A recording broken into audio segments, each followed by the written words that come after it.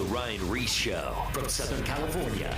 This is The Ryan Ries Show. Post your questions using @Ryan Ries on his Instagram, Twitter, or Facebook. Are you ready? All right, it's going down this Saturday night. Basically, I have one of our friend, since I've had her back in the studio, Opal Singleton in studio. I got Sean Mckeehan, and we're going to be talking about some really incredible stuff tonight. Last time I had Opal Singleton in the studio. Well, first of all, I met her at the Barnabas group down in Orange County. We were presenting there. It's a group where a lot of business men and women come together, and they see different ministries doing like cool stuff, and then they want to get behind them to get involved to help finance film projects, or to come alongside and help them with business, or just pretty much any resources that they have. And I was sitting there waiting to go up, and all of a sudden, actually, I was waiting there to kind of watch what was going on, and then they call up Opal Singleton, and they said, this lady's going to come up, and boy, does she have a lot to talk about. And she walked up there, and she rocked it so hard. I was like, I have to get her on the radio show immediately. And she was talking about human trafficking and how human traffickers don't look like the old pimps. They look like clean cut. They recruit kids at the malls and through technology, through the apps, and they just so much stuff. But for those two shows, you're gonna have to go to my YouTube channel, look up Opal Singleton. There's a part 1, part 2. Your jaw will literally drop. And now she hasn't been on the show for probably about a year, and now she has so much stuff going on. And I actually do believe, when I saw her, she was speaking about this film that they were working on a couple years ago, and now it's actually come to pass. So I'm gonna be honest. I know you guys are excited, but I'm more excited to hear what's about to go down in the show today. So, Opal, how you doing? I am doing fantastic. Thank you, and thank you for that introduction. And thank you for letting me share with your audience, because what is happening in our society today is deeply disturbing, and it isn't talked about enough. And that is why we made the movie. I'll start right out with giving you the title of the movie, but I want to talk about what is happening that really drove me to want to create this movie. The movie itself will be released February 8th, and it's called Sextortion, The Hidden Pandemic.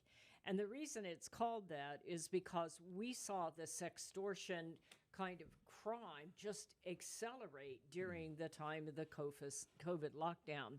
So sextortion, what am I talking about? Yeah. Well, basically, it's blackmail. It's usually blackmail with a naked photo, but it can take place in all kinds of ways. In other words, it can be a young man, and many more guys are sextorted than girls. More girls are trafficked than guys. Well, they're kind of vulnerable. Well, yeah, I know, guys. Wait a minute. Let me take that back. Yeah, I know. I understand.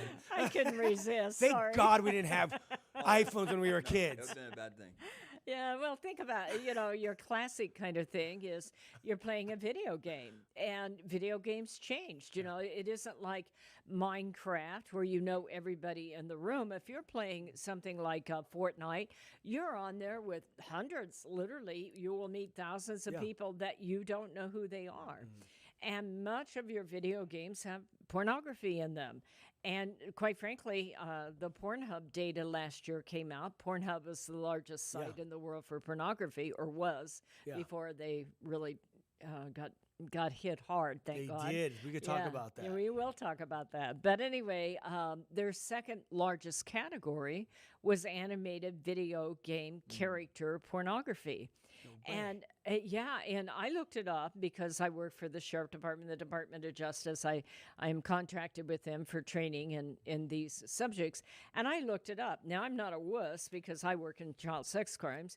I am not old enough to see animated video game character pornography, because it's animated. And so kids say, well, it's not real, Right. Sex on the internet's not really sex, and killing's not really killing. And I had one group tell me that sin on the internet's not sin, not real. Right. because it isn't real, and I hope that works out for them okay. But anyway, you know, Don't count kids on get involved in this animation. But think about it, they're hormonal. They're talking to people in a chat room that they need the approval of. You're sharing pornography. You're getting stimulated. You're talking smack, and pretty soon you think you're talking to a hot 14-year-old, and you're 13, and you shoot one of those photos off. And it never occurs to you where that photo is going to go. And the very next thing, bam, you're locked in. You know, I always share with kids, the minute you send that photo online, you're in a blackmail prison. Maybe not today, maybe not tomorrow, but it will happen to you. And then kids panic. And this is called sextortion, sex and extortion put together. And I believe it's the fastest growing crime in the world, quite frankly. Really? I can't prove that yet, but I work in this business and I see the results, especially since the pandemic. We're putting kids online younger and younger, you know, and you get a 7-year-old kid, let's say a girl online. Right. What do we know about 7-year-olds? They want to please everybody. They're just cute and they want to be cute to everybody. And they don't have the cognitive ability to understand adult sex or pedophilia. And so suddenly they meet this guy who shows them other kids that are playing this game. And to a kid, if you ask for a picture of their private parts, it's just bathroom humor. You know, they're all playing a game. They giggle, they laugh. They don't have the ability to understand the trap that they're walking into. Well, so what is happening here is two things that are affecting this sextortion world. One has to do with the fact that the entire world is connected by internet now. I did a book on that called Societal Shift, A World Without Borders, A Home Without Walls. Our kids, through games like Fortnite, through apps like TikTok, which we'll talk about in a minute, that connects you to millions of people if you're going to go public and, you know, get your video out there. And, you know, your profile's out there and like that. But more important, for the first time in history, our kids will be able to reach millions of kids or other people, but the other people can reach them because apps like TikTok are tied to your mobile phone. They text back. Right. So pedophiles have learned to watch those categories with risque movies in them or videos, and they will simply text back to the kid, hey, you're hot, you know, get me more of these videos, meet me on Instagram, I'll get you a deal, but get me a lot more of those videos. And it goes like that where they're connected. And I just saw a study by Thorne, which is Ashton Kutcher's group, and I admire his work and the fact that he's taking the high road to use his millions to fight child sex trafficking and exploitation. And his research indicated that 40% of teens say they have been involved in sending off some sort of nude or illicit photo. 40%. I saw a study prior to COVID with the Center for Disease Control, so that 18,000 kids a day are sending a naked photo in the U.S. University of Florida said that 9,000 kids are being blackmailed. Keep in mind, this is before COVID and online learning. And then University of Toledo, Ohio said that 58% of young people who are being blackmailed will actually go out and meet up with their pedophile to try to negotiate back that photo. Unbelievable. They get raped, they get violated. It's the same guy. They don't get that. I want to jump in really quick because this is something that I think you might have said at one of your talks before, or someone else that's kind of in this category of human trafficking and stuff. Having a smartphone is basically like when you give it to your kid, it's like basically going to a house party that you don't know who's in the house, and you're dropping your kid off, and they go into the house, and they're locked behind the door. If you don't have a password to your kid's phone, and they're in this house, but in this house, it's all ages from 80 years old all the way down to 5-year-olds, and from all walks of life, from molesters to murderers to drug addicts to gangsters to good kids, bad kids. Everyone is in this house. So now when you really put that into perspective and you're a parent and you give them their phone and you don't have any access to the passwords or anything, that's basically what you're doing with your kids. That's very true. scary. And the crazy part is that this will be, and this is both exciting and terrifying. this will be the generation of young people that'll be able to reach the entire world, Right. but the entire world can reach our kids. And so how do we teach our kids to form relationships with millions of people they don't know in a way that's empowering and not exploitative? And really, I believe it's a conversation. Technology is reaching a point where we won't be able to use the filters, the trackers, the passwords, and all that. And besides, these kids know more than we do, and they know how to hide this stuff. Yep. Yeah. So for me, it's a conversation. I always say technology isn't good or bad. It's like a car. You can take a car off to a university and get a degree, or you can take a car to a strip club and get yourself in trouble. It's not the car. It's how you prepare the driver of the car. And they have to be old enough and have the cognitive reasoning to understand that they're living in a world that has a lot of good, but a world without borders for our kids is a world without borders for pedophiles, pimps, predators, cartels, gangs, organized crime. You name it. How do we prepare our young people for that?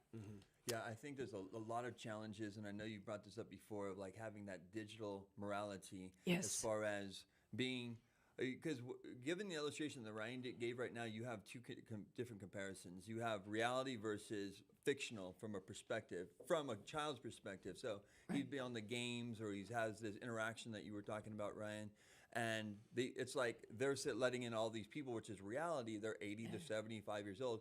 On the kids' end, it's just fantasy. On their end, it's reality, and they're actually using it for a purpose.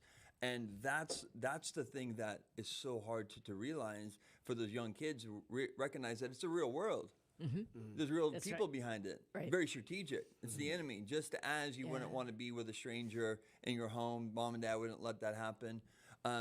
But the kids are set up because distractions are everywhere. We see our society that is so driven by technology. Like you said, there's a lot of good that can come of it, but it also can control all ages, young and old alike. And you mentioned this a little bit too, and I totally saw it. We agree with it. That's why we did ministry during COVID and everything. When schools shut down, when when sports were down, like all of the things that kids can occupy that time in, it allowed more free time, kids more on their phones, home, parents leaving them astray. What have you seen in this last year and a half or two with that perspective? I'm glad you said it, because my next question, I wrote it down, was the pandemic effect on the kids. What were all the effects? Yeah, it is. It's really, really scary what has happened. I live in this world. I've been in this world for 13 years. I take calls from parents who have kids that are in trouble. I hear about kids and work with kids that have sent a naked photo. The first thing that I saw is suddenly we put all these kids online and nobody explains to them how the internet is made. That's the first problem. That's true. All these young kids. I know. I always say to them, our kids think of themselves as U.S. citizens. I have a right to privacy. You know, well, you do, but it's not called the U.S. web. It's called the World Wide Web. And when you send a photo out there, have you ever thought of the potential of where it's going? And so we suddenly just put all these people online with very little supervision and without any explanation of how the internet's made and where naked photos go when you hit send. Where do they go? It is amazing. I think if you, this is part of the film that we're creating, but I share with kids, if you think of the internet as a bucket of water, the top 4% is where we live. That's Google, Chrome. We have IP addresses, search engines. We can find each other. The middle is what they call the deep web, and below that is the dark web. Well, what happens is pedophiles now, they're also coming together around the world, and they are realizing there are millions of young kids in Cambodia, in Minnesota, that are there that want to play online. And so what they do is they form large-scale child pornography rings. Large scale. You can't even imagine. And they form these rings where they're starting to trick our kids. I can give you two cases. In one case, they had thousands of victims, mostly young girls, usually around 8, 9 years old. I mean, they haven't even been through puberty. Okay, they So don't. what grade's is that like third grade? Something like that. It's very young, and what happens is they get these photos and they trade them, buy, sell, and trade them in these large-scale child pornography rings that are operating in the dark web. We just saw one about 6 months ago that had 1 million paid subscribers. 1 million. That means, first of all, they're generating about $400 million in money laundering capital for bad guys to get bigger. But more important, if a child gets caught up in one of those rings that they send a photo to someone they think is a hot 14-year-old guy, that photo will go to 1 million people just like that. And then it gets redistributed, and it's for the rest of their life. You know, there's a case going on right now with Twitter where he was 13, and he thought she was 14, and he was enamored, and he sent that photo.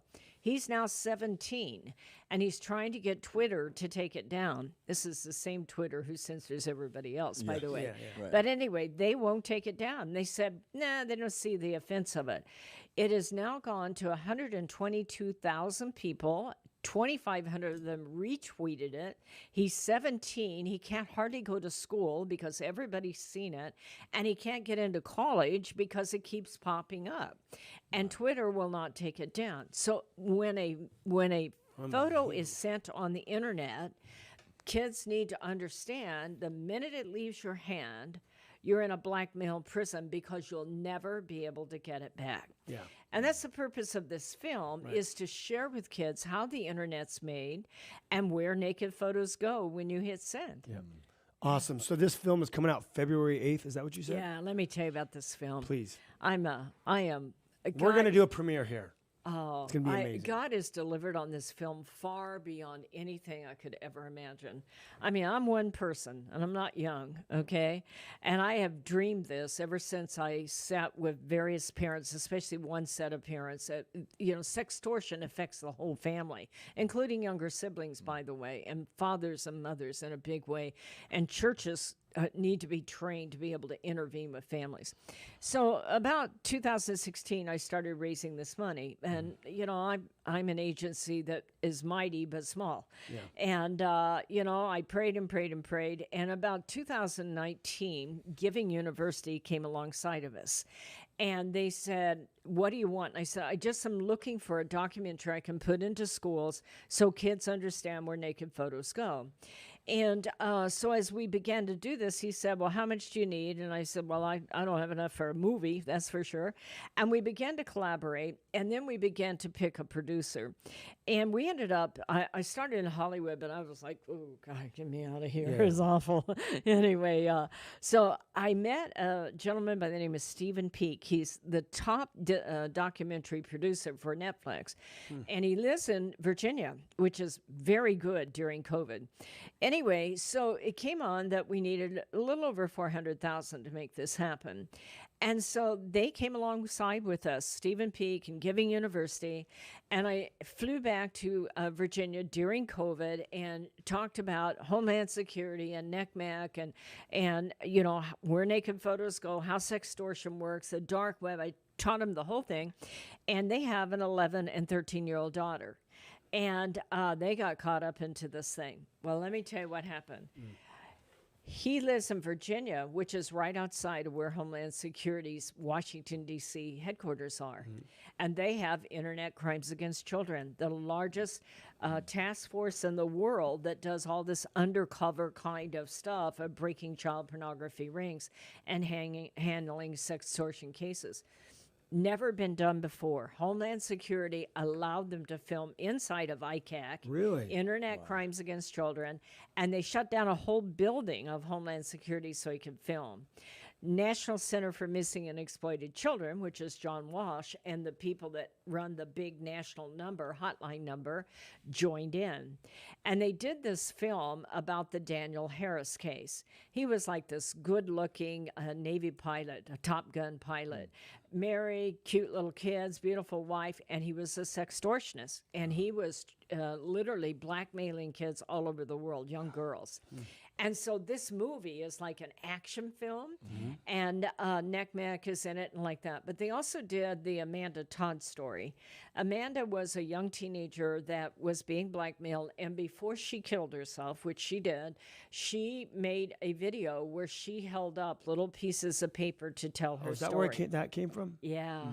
And so Amanda Todd's mom's in it, as several survivors are in it. So it is one hot movie. Well, what's happening is Homeland Security has viewed it. They had just one minor little change, and they viewed it, and they said, let us help you get this around the world. Amazing. Now, let me tell you the power of this. Okay. It's one thing. I wanted a movie that would do prevention and intervention. Kids would go, I'm not ever doing that again, kind of thing. Yeah. And parents would go, is that how that works? But this movie, on top of it, remember, more than half of the kids will go out and meet their pedophile before they tell anybody, and they get violated. This movie will bring kids all over the world to report. And that will crack open a lot of these child pornography rings that can't be reached because they're in the dark web. So the possibilities of this are beyond anything I can imagine. So do you think that, now if they're going to get behind you, that should be able to get you into all the colleges, universities? Yes, and schools, nationwide? Because Homeland Security... Maybe not California, Yeah, No, I'm just I joking. know. Homeland Security has a lot of influences in schools that we would not have. Cool. And our goal as Mckeehan Kids is we're going to need to raise more funding for this, but we are packaging that movie to put it into schools for 2-day showing. And we're creating a website, we're creating teachers support things, we're creating reporting, we're creating closure exercises and discussion exercises so that it can be distributed through PTAs, through unified school districts all over the nation. And right now we're being contacted by London, by Toronto, and also in Australia to take this overseas. So it is amazing. On February 8th, we intend to have a rollout, and with Homeland Security and Mckeehan, and hopefully we're looking at the Rotary. We're talking to USC because I worked there in 3 different classrooms. Anyway, and so, and we're also talking to live streamers, Netflix, Amazon, Sony, and several of your film festivals. Do you think any, film festivals would be amazing to send all those through? Now, my other question is, what about streaming? Have you had any response with the streamers? Actually, our producer has a very good relationship with Netflix because they've been successful. But we are in talks. That's why we can't release it till February 8th. Right. And I can't show it. I'm one of about 10 people that have been allowed to see it. Yep. And Totally. And we'll be showing the trailer probably around January.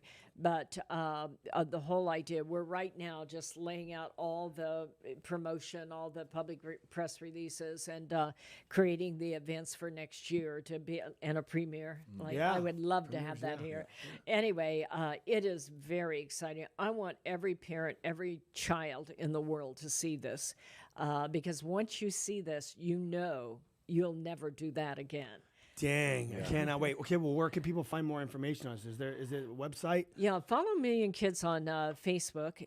No, don't do that. Well, you can do that if you want, but follow Mckeehan Kids by going to mckeehankids.org and signing up. Mckeehan Kids? Million. Million Kids, I know, I can't say my own name. Yeah, so they need Million, MILLION, millionkids.org. Not 1 million, not a million, not 10 million, just Mckeehan Kids. Perfect. And sign up for the newsletter, and that will keep you posted on it.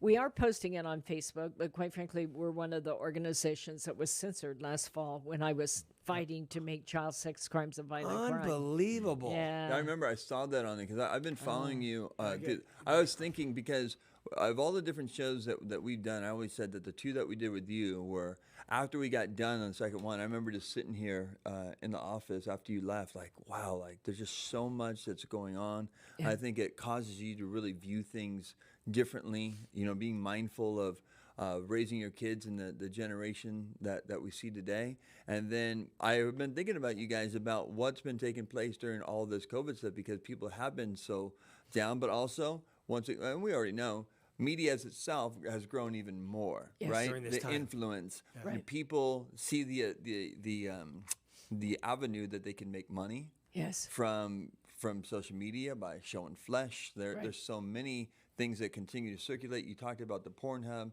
I hear things called fans only thing too. Oh, I've heard, yeah, I don't- fans only. It's weird. Only I see fans. that. I see that Yeah. a lot of talks about Yeah. that stuff lately. Is that like a porn site? It's becoming a porn site. What he's referring to with Pornhub was a fascinating study, and that happened during COVID. They were the largest pornography site in the world. There are millions, but Yeah. they were the largest. And what happened is that they were taking on a lot of amateur pornography. And some of the people that submitted amateur pornography began to realize that that's going around the world and they're making money off of it, and the person submitting it is not.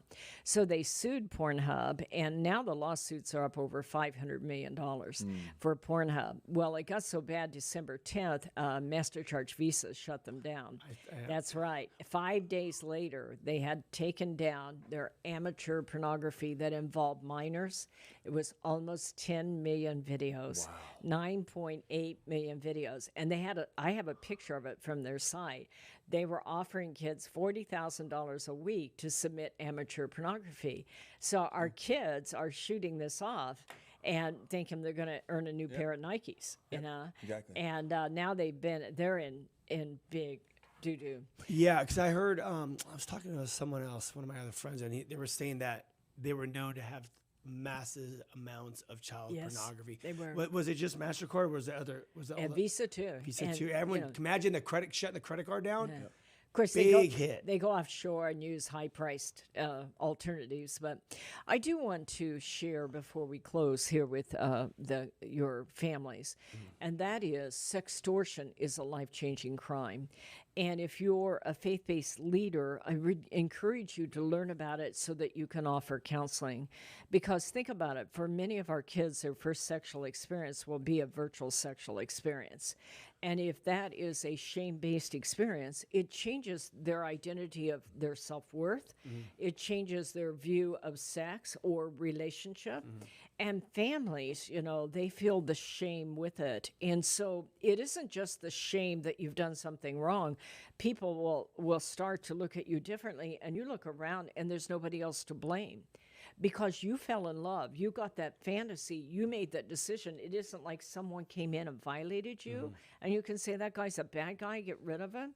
No, you did this. And for your first sexual experience, especially if you're going through puberty or pre-pubescent, you feel like you're ruined. And that makes you much more likely to be recruited into sextortion. And the families go with it. Fathers who see their daughters have sent this, they look at them differently. They get angry with the daughter. They feel the loss of their innocence. They get mad at the wife. They get mad at themselves. And the family starts to break up.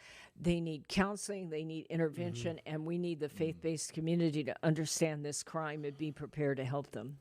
100%. So the film is coming out February 8th. And we are definitely going to be at Calvary Chapel, Golden Springs. We need to do a premiere, make it big for you guys. I'm sure you'll probably do some other stuff, but we can fit about, how many people can we fit here? 2,000 people? Yeah. Wow. 1,800? Yep. And we got a massive screen and an insane sound system. We've done several premieres for the Whosoevers. Some other friends have done some human trafficking stuff. Just all kinds of films. It's actually a perfect thing. Blow it up and invite all the local churches and people to come. That would be an amazing event. I have Opal Singleton in studio with Sean Mckeehan. Before we go to the break, we're going to come back. We have a lot more to come for this next second half. I do want to plug the Whosoevers. We are touring. I'm trying to find where we're touring. We're going to be in Texas, actually. We'll be in Texas for 2 different weeks, one in November, one in December. And we're still booking. We're going to continue to book. We're on a great commission. I have the new book that just came out, Kill the Noise, Finding Meaning Above the Madness. I wrote it during the pandemic. It's a faith-building tool. It's a discipleship tool.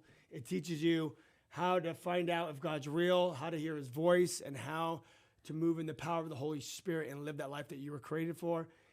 It's for all ages. I've had older ladies and older gentlemen read it. Their faith got built up. I've had new young kids read it. It's a book.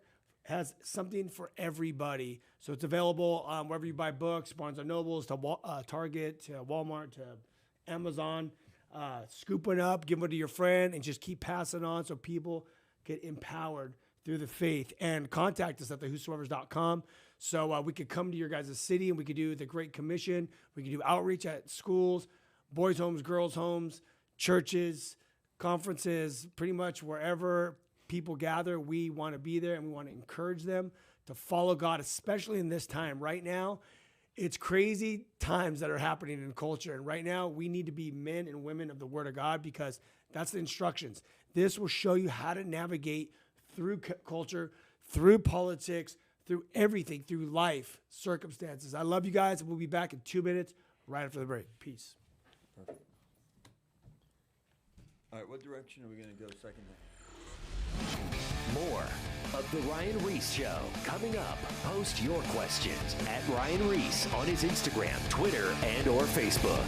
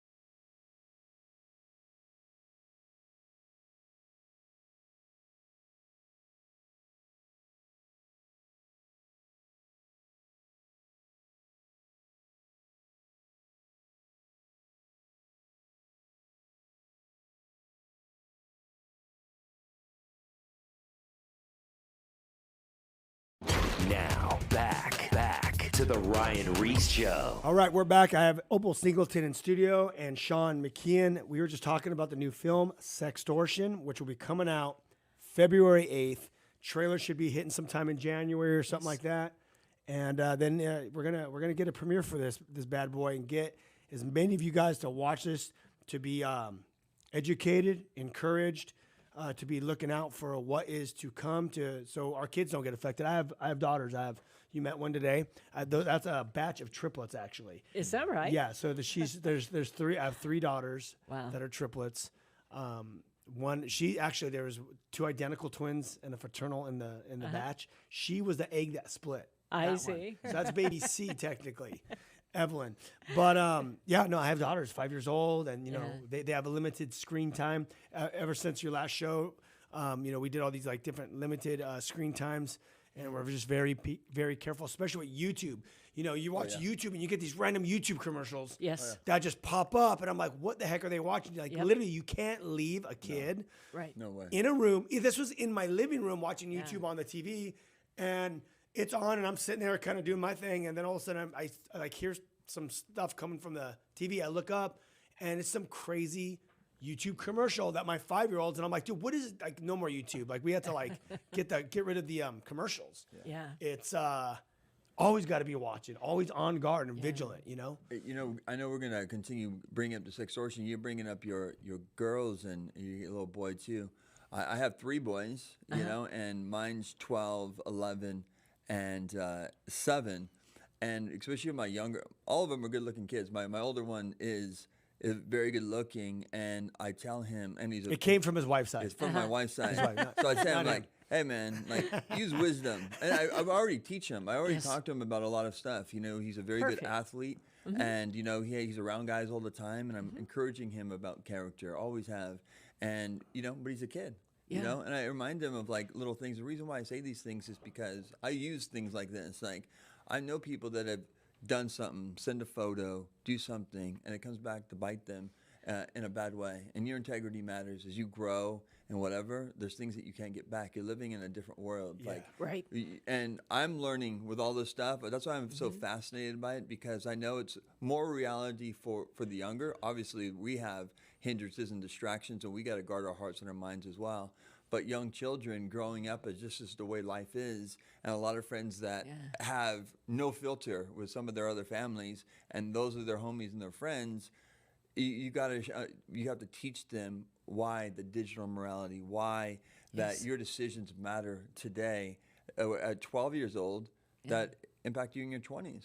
Absolutely. Sean, you could not be more right on track. And I am so proud of what you've just said, because it really is a conversation about not only digital morality, but character.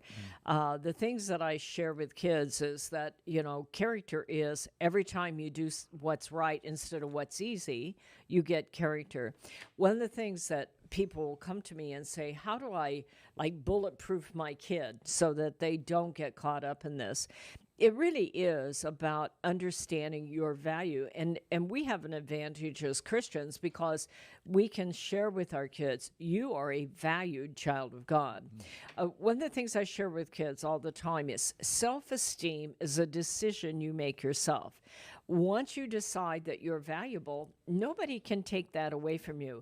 There's some sort of mystique that goes on in the world that you think you're either born with self-esteem or this kid has low self-esteem. It really is a decision that you decide to put on the full armor of God. I'm worthwhile. I'm a valued child of God. And I also think it's important to have a conversation that there's no such thing as damaged goods. That's the first thing that people that are sextortionists or even pimps and sex trafficking, you've made a terrible mistake. There's no way back. You're ruined. And we all know as Christians that's simply not true. But we don't arm our children with that kind of thing. I sit with young people and we talk about you live in a different world because you're going to have millions of connections with people you don't know. And their game, if they're a bad guy, is simply to play the numbers game and look for low-hanging fruit. Will you respond? I always say it's available and vulnerable. They're looking for kids who post things like, mom and dad are fighting again. I got an F in geology. My boyfriend and I broke up. They're looking for weakness out there. So don't be low-hanging fruit. I share with parents and kids, I want you so tough, you look at these guys and tell them to flip off, okay? Or some other less Christian term. I don't care what language they use, quite frankly. I want them to say, I'm too good for this. You're playing a numbers game, and I'm nobody nobody's fool, and I'm not going to do this. And the other thing is, and I love the direction you've taken, because you get one life, and life is full of choices. You can take the high road or you can take the low road. Every time you take the low road, you're going to pay a price. And so don't do that on the internet. Having said that, if you make a mistake, I want you to know you are not alone. We can talk about it, and I will help you work through it. Just because you made a mistake doesn't mean you can't go back and that you can't tell someone and help work through it. Those are critical conversations for a parent to have. Yeah, no. Okay, wow. Sure. Yeah, no, I'm just, as you guys are talking, I was literally just thinking about, man, it is so brutal with the decision that you make on the internet. You know, because you can't erase it. Sorry, I'm just like, because thinking like you just can't erase it, and kids don't understand. Yes, they just don't understand. Like one thing can literally pivot the whole course of their life, and it's so important. You know, as I'm thinking about my kids, and as they're, you know, they're not on social media yet or whatever, but like it's like we are in a whole different time that we have to literally engrave it. Like you have to always remember, one wrong thing on this internet that you send out could literally change your whole surrounding for the rest of your life. For the rest of your life, this thing can haunt you forever and ever and ever. Yeah. And the bigger platform and the more successful you become, these things will just haunt you. Yeah. Let me share with you some indicators that parents will often ask, you know, how do I know if my kid's in trouble on the internet? You know, it is not cut and dried, but let me give you some ideas. First of all, the first thing they'll do is they'll start to be secretive. You walk in the room, they close their device, or they hide it, or they shut it down. Or if you're taking their device for some reason for a period of time, they'll borrow somebody else's. Their grades may change, and very smart kids get caught up in this, believe me. I mean, you know, these are not just dumb kids. These are very smart kids that get caught up.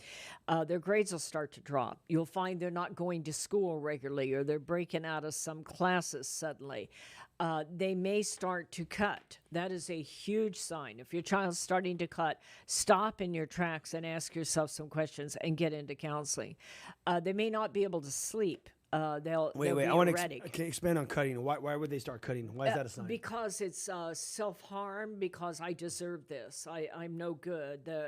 I'm ruined. They're going to destroy me, and they're going to. The first thing, in fact, maybe before I tell you all these indicators, let me just say, usually the way it starts is that you're either in a relationship in real person, where you send something to someone that you care about, that you're in doing things with, and then that person breaks up with you and shares it and begins to blackmail you. But more often than not, you meet in a video game chat room or a dating site or these hookup sites, and you get a fantasy relationship. My book Seduced is all about the fantasy relationship, and you think there's somebody that they're not, and pretty soon you send off.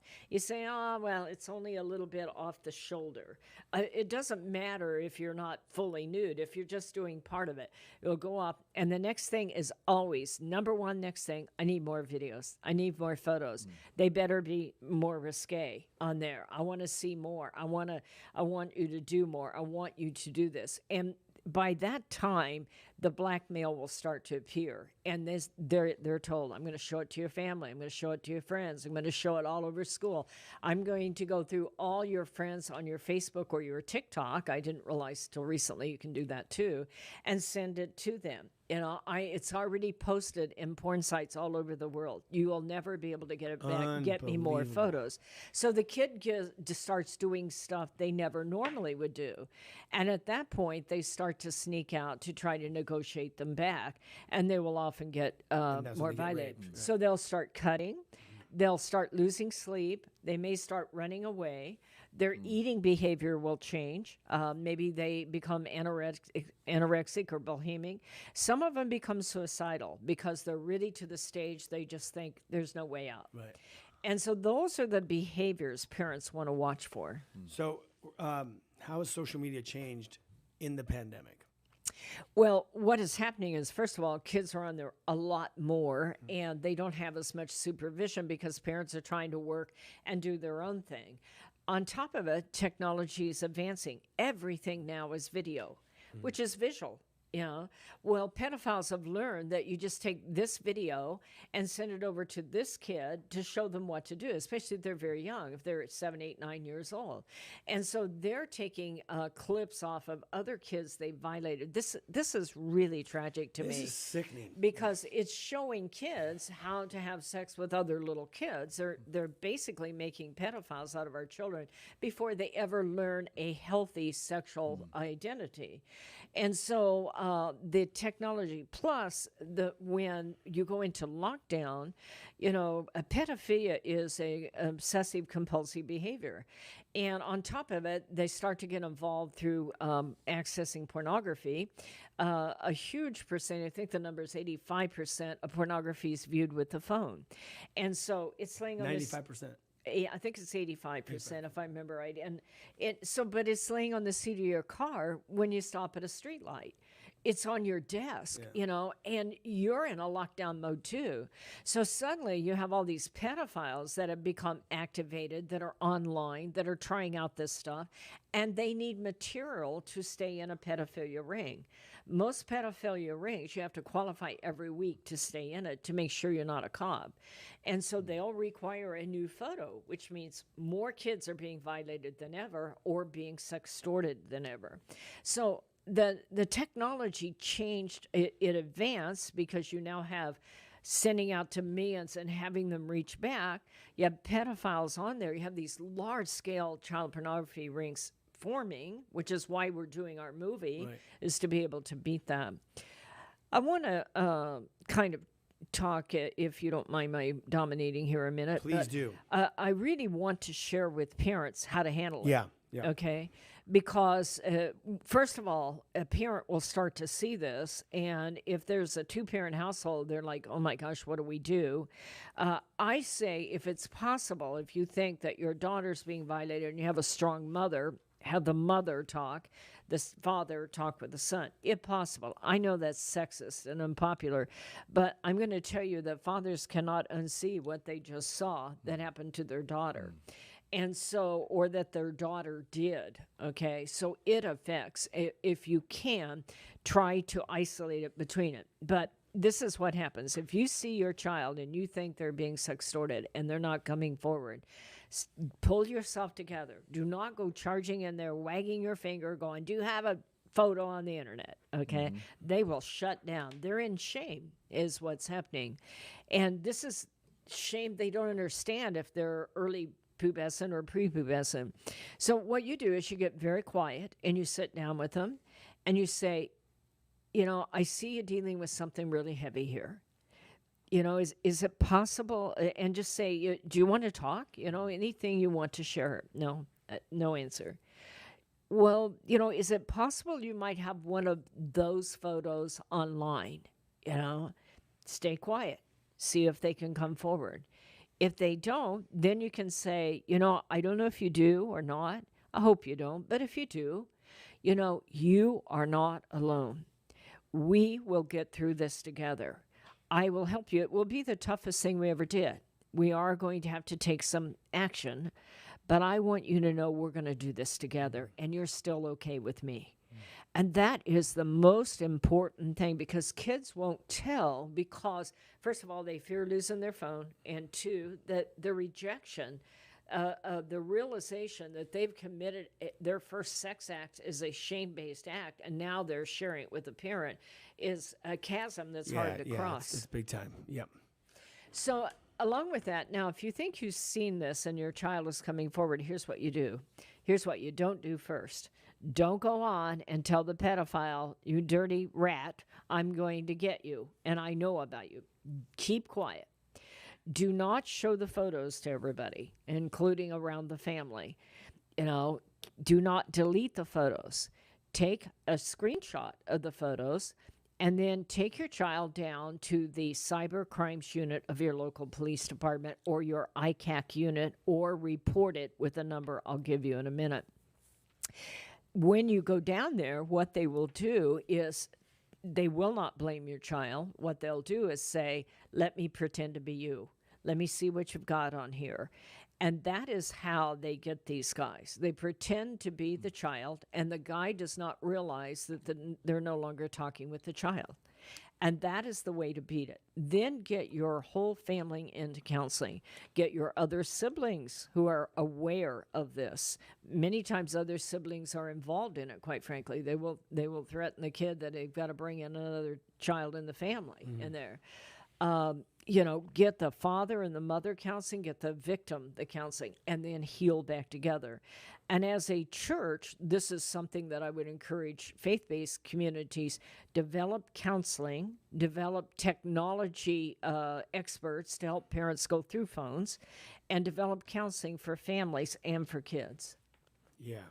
Yeah, because I remember the last show that you were on, you were talking about how on the phones there's like these different apps. I think one was like the calculator. And you click on it, you type a password, you open it, looks like a calculator. Yeah. And it works like a calculator. But then there was like a place that you go and it opens up, and then that's actually where they keep all their apps privately. If they're hiding apps, then you need to sit down and have some serious conversation, because they're hiding, from you. And some big time things. Yeah, these are all very important things that we need to take heed to, especially in these times. Things are moving very quickly.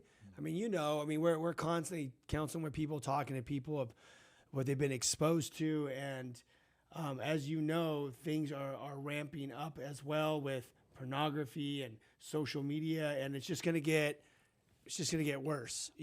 It's a good tool on one side. Right. But then also misuse, which most of it's misused because it comes under the umbrella of social media, posting. Like, I flipped through my social media and I follow a bunch of different people, and I'm seeing like, people posting stuff, like, these photos, and I'm just like, man, I don't ever want my daughters to be posting these stupid modeling photos, or like, this is like crazy. Like, it's because people want the affirmation, or they want, that's not what this thing's for. Yeah. You know what I mean? Let me add one more thing. There is a kind of sextortion that takes place that you need to be aware of so that you can support your kid. And it's often called deep fakes. But what they'll do is... Deep fakes. Yeah, they will take they'll cut the head off of somebody who's perfectly innocent, not doing anything bad, and put it on a pornographic body, a pornographic model. And so it looks like your child is done this, when in fact it's a Photoshop version of that. And then they will go in and blackmail. And by the way, they do this to adults also.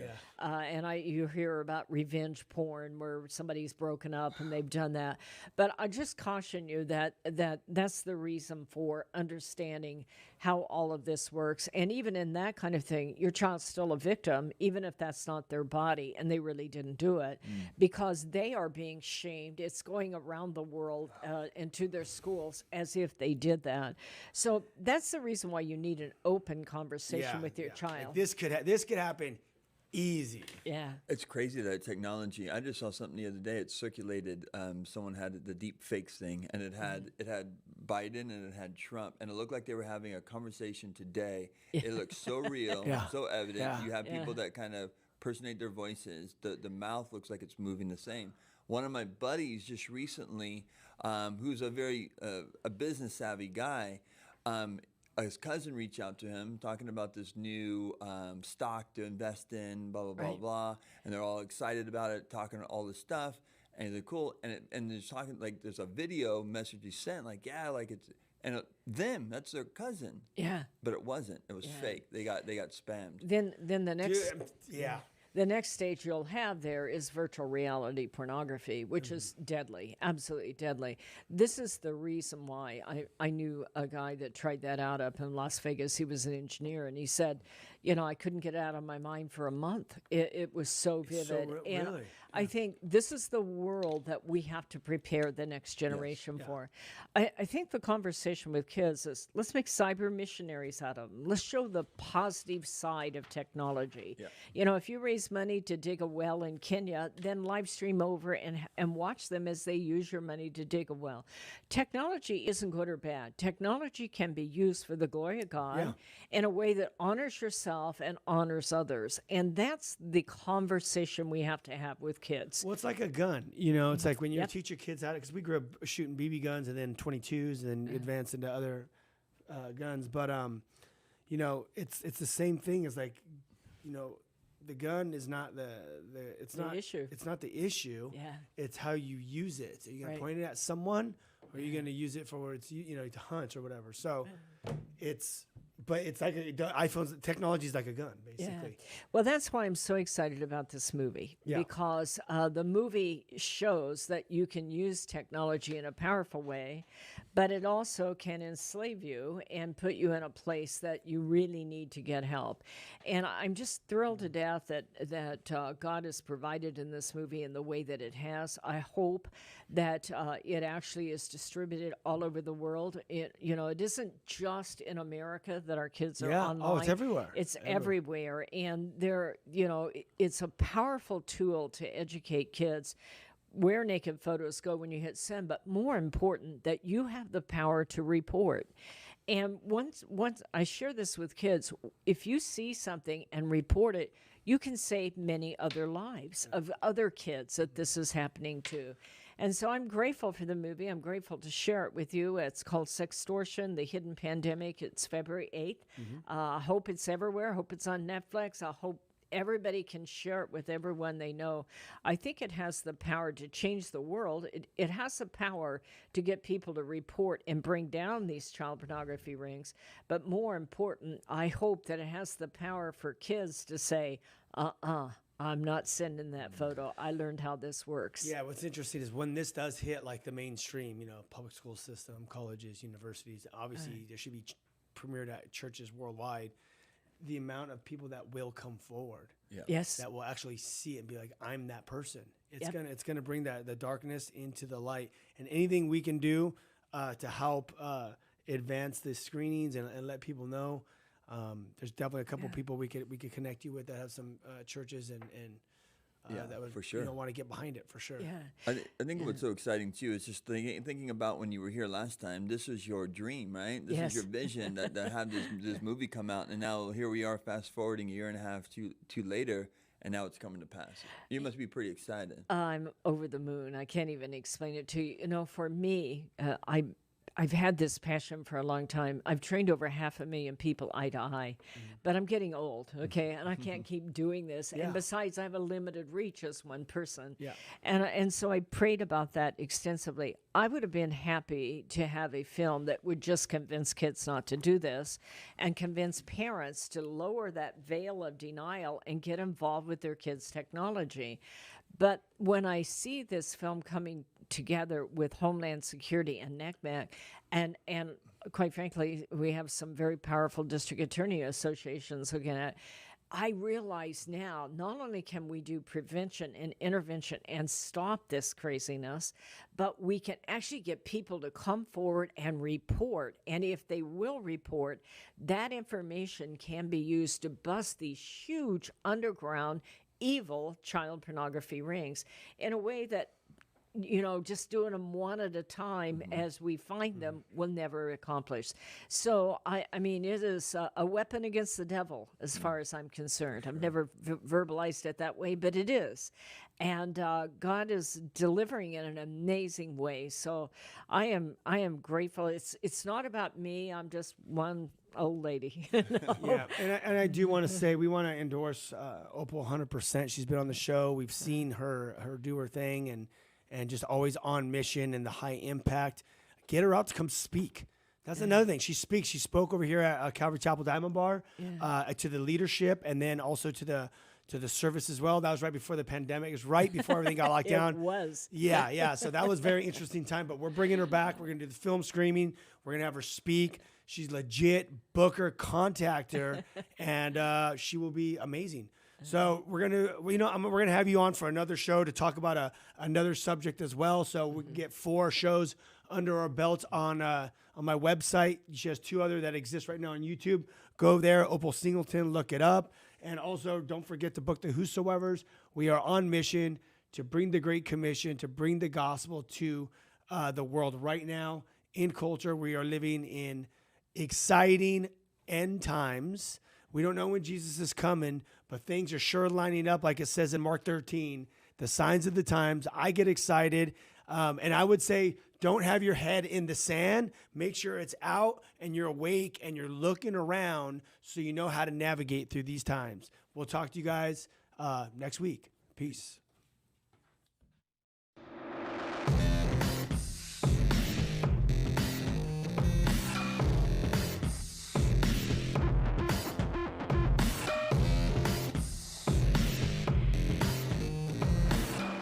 This has been The Ryan Ries Show. To connect and find out more about Ryan, click on ryan-reese.com. Check us out next Saturday at 9 p.m. for The Ryan Ries Show.